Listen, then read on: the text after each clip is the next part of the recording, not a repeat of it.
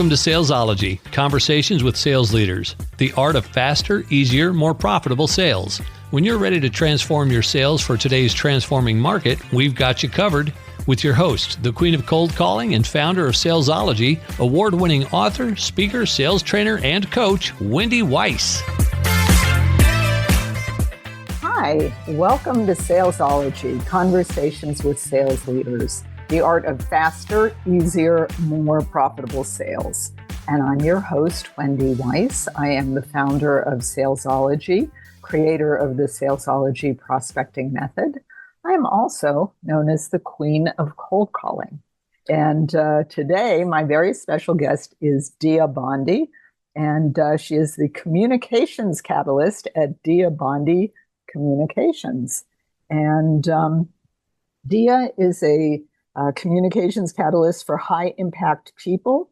In her private coaching program, she works with C-level leaders, venture capital backed founders, and ambitious professionals, and she helps them find their voice and lead with it.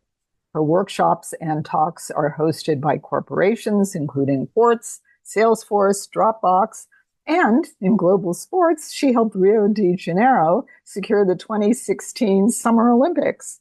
Now, after attending auctioneering school for fun, she translated the techniques she learned into a program that prepares ambitious professionals, especially women, to ask for more and leave nothing on the table.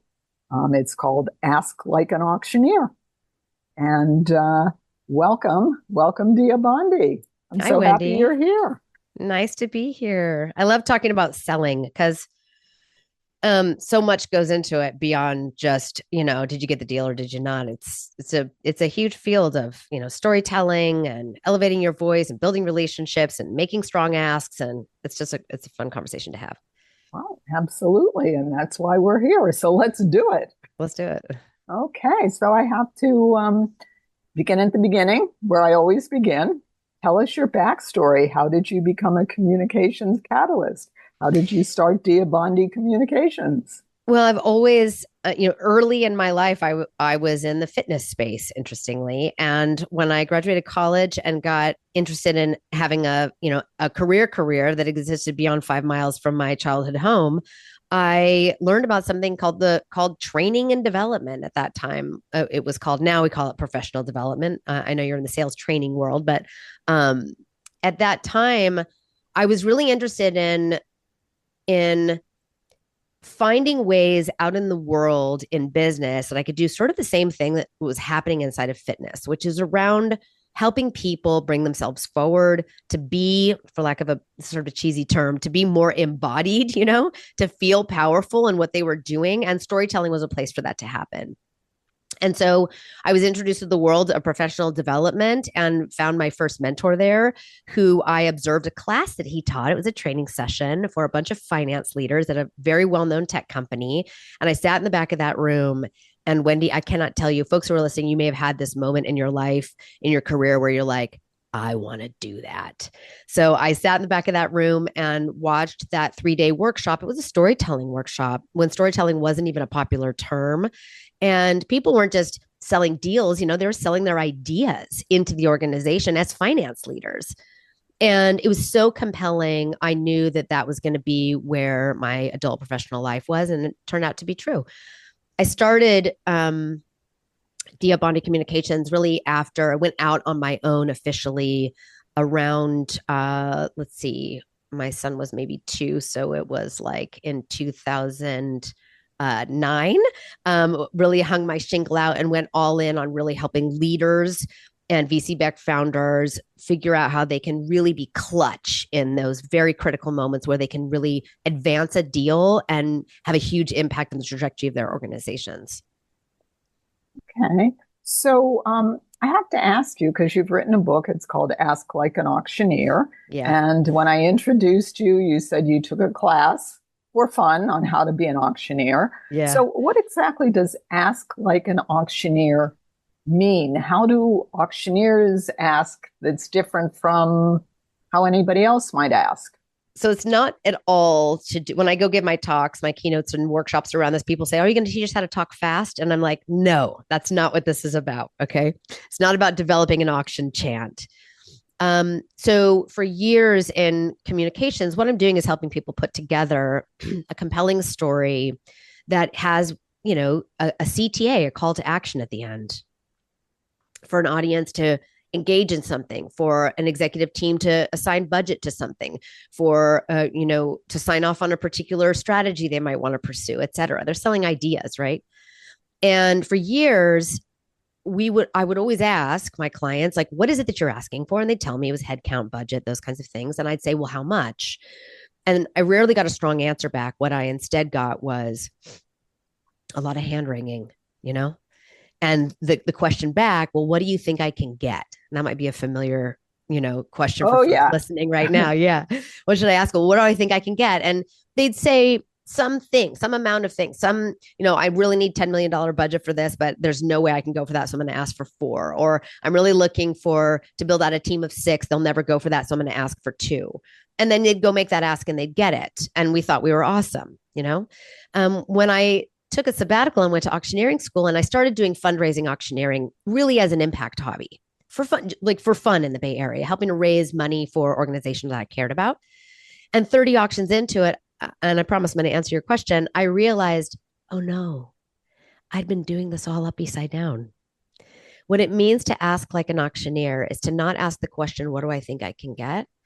It's to ask in order to get a no, because a no, when you're auctioneering, lets you know you've reached the maximum potential of that ask, and that you can sell it, whatever it is that you're selling, for a click beneath that. So we don't ask, when I'm selling something at a live auction, I'm going to open the bidding at some amount, and I'm going to move all the way up $5,000, $6,000, $7,000 until I ask $8,000, and everyone in the room says no, not 8,000. And that's good news for me as an auctioneer. That lets me know, I've reached the ceiling. I've touched what's possible. And then I sell it for 7,000. But in the world of business, in the world of sales, we often shape our asks based on our assumptions about what we think we can get. And we sell to the first yes. And we end up leaving money and opportunity on the table. So what it means to ask like an auctioneer is to ask so big you get a no, and then have enough of a relationship that you can have a conversation and settle on a number that's just beneath that, a number or an amount of engagement. We're not always just talking about money, by the way. And when you do, you'll know you've maximized the potential of that ask. So that's really interesting. Do you start with the highest number? Let's say we are talking about money. You start with the highest number and move down? Yes, because we're rarely in a competitive bidding situation in lots of places in our lives. That's a rare moment. But we can anticipate, we can ask ourselves, what do I think I can get? Okay. I think I can land this contract at this scope for 10 grand, say to speak. What do I think that they might say no to? I'm actually right in the middle of this with a proposal I'm writing. And then just have the courage to ask yourself, what do I think they might go, oh, we can't do that. And then go for that. Meanwhile, laying the foundation of relationship such that once they say no, it doesn't kill things, although sometimes it does. And you can actually have a conversation. Okay, well, not that. How do we remove components of the scope? How do we reduce it down to a number that does work for both of us? So we're at the maximum you'll say yes to, and the maximum request that I'm making. So that's really interesting to me. I was running a coaching call earlier today, and different type of ask, but working with a client who's prospecting and wanting to set up meetings. He's in commercial real estate, and he was looking for business owners or property owners that might potentially want to sell their property. Sure. And a lot of them said, no, I don't want to sell my property. And he would say, oh, okay, bye. And so I said to him, well, are these people you might want to meet with because they have a lot of assets and at some point in the future they might want to sell something. And he said yes. And I said, okay, well, why didn't you ask? And I'm still not sure of the answer. So why don't people ask? Well, look, getting a no is fraught. We take it as a sign. Rejection stinks for people. It just does. And we'd rather have small incremental yeses than ask so big that we risk getting a no, even though we may actually even get a yes. This is a big thing. We kind of shop from our own wallets, right? We assume a lot about what other people will say yes or no to. And so we end up playing so safe, we undermine the power of the asks that we make. So the core, to me, in my world, what I've seen over and over again is just people don't want to be rejected. It's an existential threat. They think that getting a no even damages the relationship. Like if I ask so big that they have to say no to me, I've humiliated myself to the degree that that relationship can't survive past that. And that's not true. We've got to plan for the no and ask ourselves, okay, if I get a no, what do I do? People ask me, what do I do if I get a no? I'm like, I don't know. What do you want to do? Do you have another offer in mind? And also, are we making the right ask to the right people at the right time? Maybe in the case that you just shared with me, maybe the ask isn't, will you meet with me to talk about selling your property? Maybe the ask is, will you join me with a roundtable with other property owners in your community to think about a long-term plan for your real estate holdings? Maybe it's, what are the other asks we could make except the super obvious ones that we think build relationship, that give our relationship choices on next moves that move us toward the thing that works for both of us. So how do you get people, since this is something I deal with on a daily basis, and I agree with you, people are terrified of being rejected. How do you, if you're managing a sales team that has people that are afraid of being rejected, how do you make that shift? I think so there's some mindset stuff. And mindset always feels quite mushy, so I don't love saying it that way. But these are like, I'm going to call them perspectives you can hold that will help you and your team be more successful at making bigger, bolder, more frequent asks that can make a difference. One is to remember something I learned in the world of auctioneering. This is the most important things I learned in this hobby of auctioneering was not just how to design a strategic, powerful ask that I know won't leave any money on the table, but ideas and lessons I got from the auctioneering stage that makes it possible for you to go ahead and make those asks, because those asks that threaten rejection live in a place I like to call the ZOFO, or the zone of freaking out. It's the moment where you're like, oh my God, I could never do that, Wendy. If that's the kind of ask you're making, you're making a ZOFO ask and that kind of ask has the most potential. So if you're a sales leader, I think it's about helping your teams understand that if you're freaking out a little, that's actually a good sign. It tells you you're challenging your own assumptions about what's possible in the ask you're about to make. And to not read that feeling or those thoughts you give yourself when you start to make a ZOFO type of ask, not read those as, you're about to break something, but to read them as like, oh, I'm being courageous here, number one. Number two, two things I learned from the auctioneering stage that might be useful for teams and leaders, listening right now can steal these and use them, is that I realized auctioning off art, signed jerseys by the most famous, sports teams, trips to Italy, etc., is that the price I end up getting in the room is a sign and a way to see what my audience values and how they value it, not a way to define its absolute worth.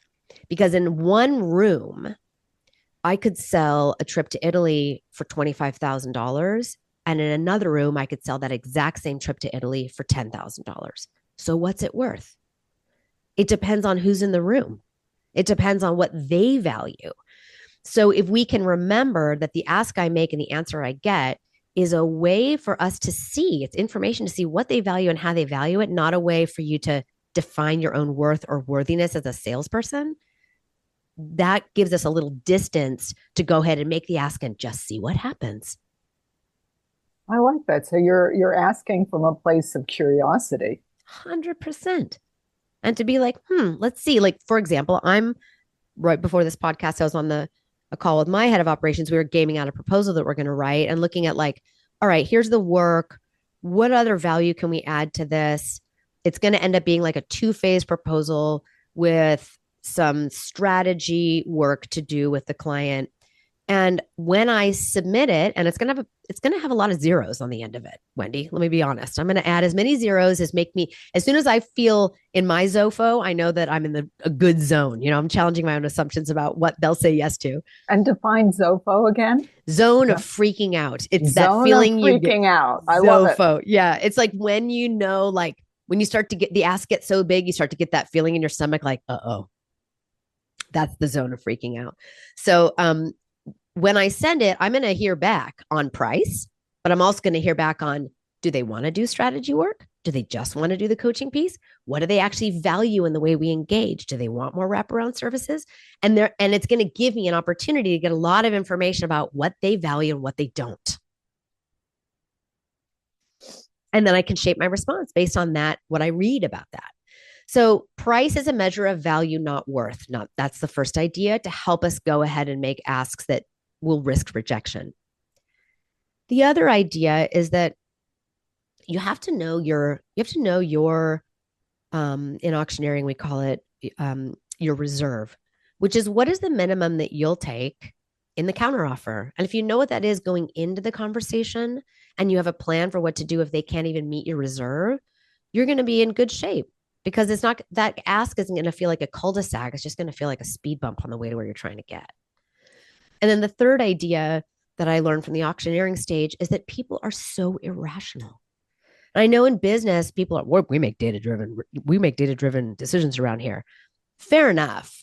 Half of my clients, I work so much in tech, half of my clients are data scientists. And they might be making data-driven decisions about budgeting or headcount or succession planning or, product spend or, how to adjust their burn rate, et cetera. But when you're dealing with an individual, they're operating in the space of, hey, does this ask move me forward in what I want to do? Is this a relationship I can say yes to? Does this help me look like a hero? We're operating on a lot of emotional planes.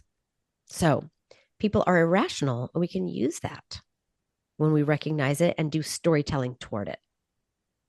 All right.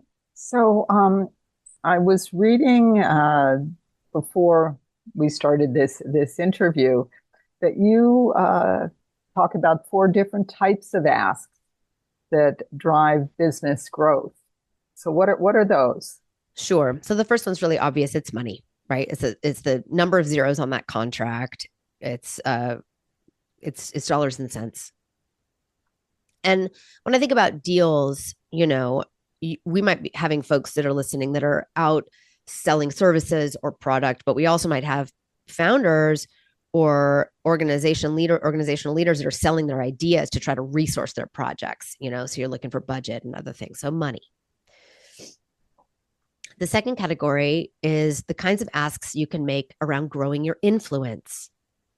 So these are the asks that you make that elevate your visibility in the domain or community that you're operating in, that platform you in a way in your industry that help you grow your influence, that give you access to networks and communities you otherwise don't have access to. So you think about not just what deals can I do, but what asks can I make that help grow my influence with the people I eventually want to make deals with.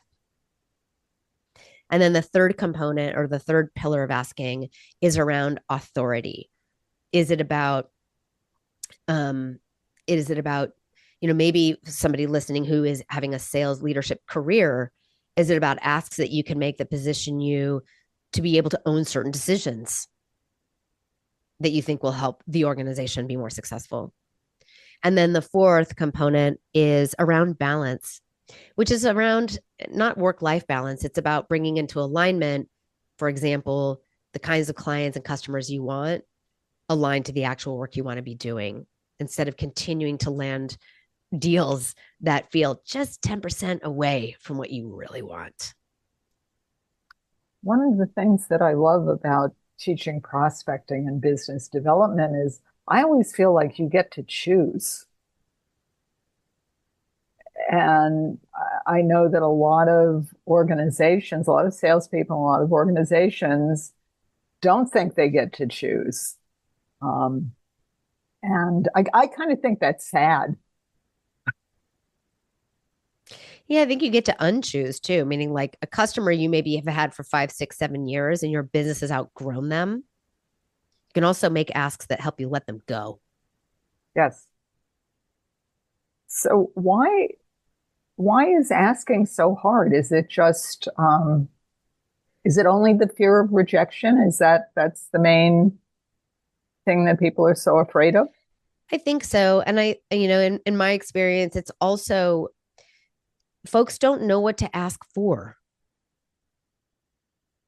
They're not always super clear about what to ask for. I'm give you a couple of examples. I worked with a client last month. She's a startup founder. Her business is growing hand over fist.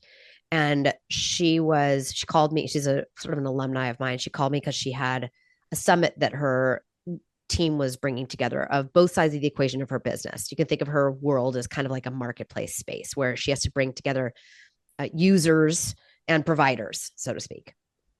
She was bringing them together because she wanted to put together like a consortium to help them build a product that served their industry better. Okay. Like an advisory consortium of people in her industry. And she was, when we first worked together last month, I was like, okay, what are you asking for? And this is when we got clear about what the ask was. And it turned out that the ask that she was making, she already had a yes to. I was like, why are you asking for something? They're already in the room. They've already said yes. She was like, I want them to engage in the consortium. I'm like, they bought a ticket. They're here. So they're already giving you a yes to the thing that you're designing for. So given the level of engagement you need to already recognize you have, now what do you ask for?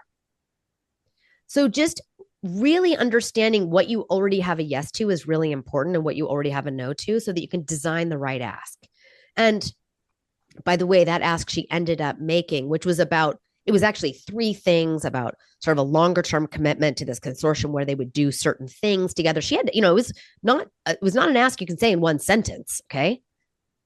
She put together, 20-minute talk to set up the ask and the invitation to engage in something. That ask ended up, I asked her afterward, if it goes the way she wants, could drive $10 million of value in her business.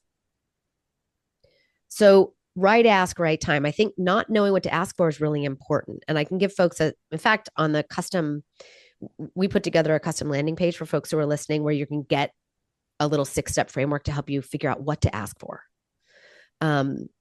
So she made that ask, it was the right ask to the right people at the right moment, and not knowing what to ask for stops us from asking.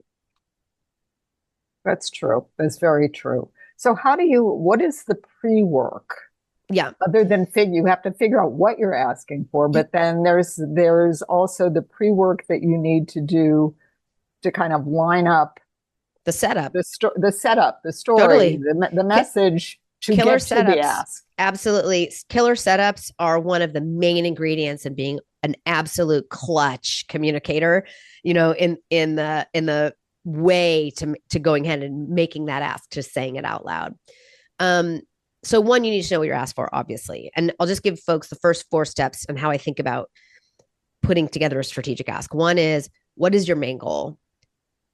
Once you know what that is, and it has to be concrete. It can't be like, I just want to keep learning and growing. It needs to be like, I want my clients to keep liking us. Like, that's not it. Like, what is your goal? To get to $100 million in revenue in the next 18 months? To secure your first $1 million deal in the next 12 to 18 months? Is it to get one of your favorite customers to produce 6 pieces of testimonial content for you and a white paper so that you can do proof of concept for your next set of, I don't know what it is, but like, make it super concrete. Number 1. Step 2 is, what is the next big move you need to make on your way to creating that goal to become real? So we don't just go to the ask right away. We're like, what's the next big move? And then the third step is, okay, what ask do I need to make that helps action that big move that gets me closer to that goal? And then the fourth step, there's 6 steps, but I'll do this fourth one, which is about, is that ask big enough to threaten rejection? Like we need to know like those things. So we know that it's right ask, right people, right time. And also, is it big enough, or am I artificially leaving money and opportunity on the table? Once we have that, I have 2 of my favorite storytelling frameworks I can give folks a preview to. Would that be useful to folks? Absolutely. Let's hear it. This one, I use this one. This is my favorite one. I use it all the time. I'm using it with a bunch of software product leads who are essentially salespeople.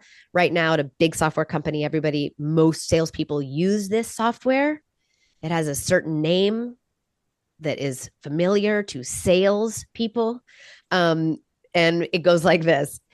It's called the Blocker Buster, which is, what is it? You start with a story around or illuminating what is it that your audience, whether it's one person across a conference table or you're at an industry event and talking about starting to set up a pitch to your product to drive salespeople, maybe to your booths, et cetera. What is it that you want, audience people? What is it that your audience wants? And it can be they want to make more money in their own businesses, but it could also be they want to be seen as category leaders. They want to be heroes. They want to find growth in an industry that's shrinking. They want, what is the thing that they desire? Number one. Then once you've laid that groundwork, you're going to talk about, here's what's getting in the way of that. Lack of access to data, an industry that is has a strong fear of change, but budgetary constraints, geographic constraints. I don't know what they are, but what are the things that you can introduce that help people understand that you see what they understand as blockers to getting what they want, and maybe even introduce a new perspective. I hadn't thought about that getting in our way. That's so true. And then, so you're halfway there. You've got, here's what you want. Here's what's getting in the way.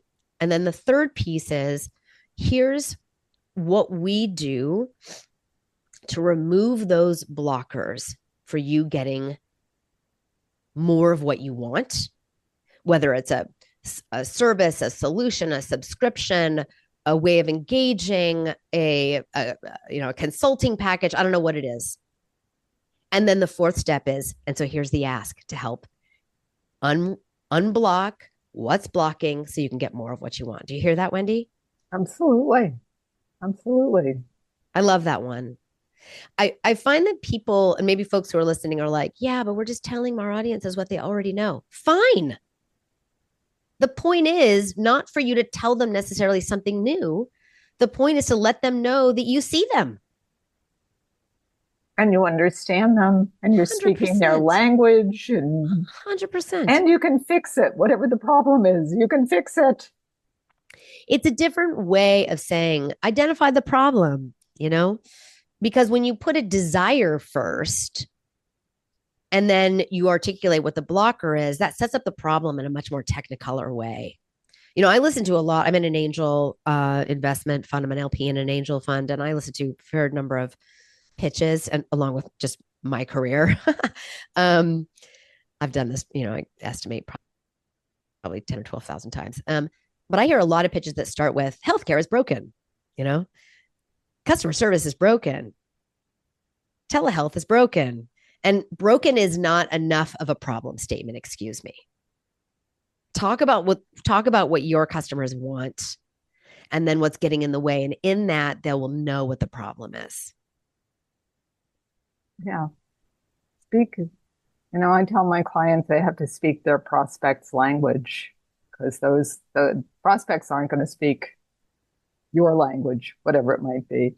Totally. But, so this has been so interesting, Dia. I know you have a gift for all of our listeners. So please, before we run out of time, tell us about your gift. Yeah, it's just the full 6 steps of the strategic ask framework I shared with you, so folks can sit down and your sales leaders here can grab that, download it, and sit down with their teams and share it. There's also, you can listen to this podcast. I also have a TED Talk called Why the Word Yes is Holding You Back. And if your teams listened to those 12 minutes and did the 6-step framework, you would get a lot. You'd get a lot done right there.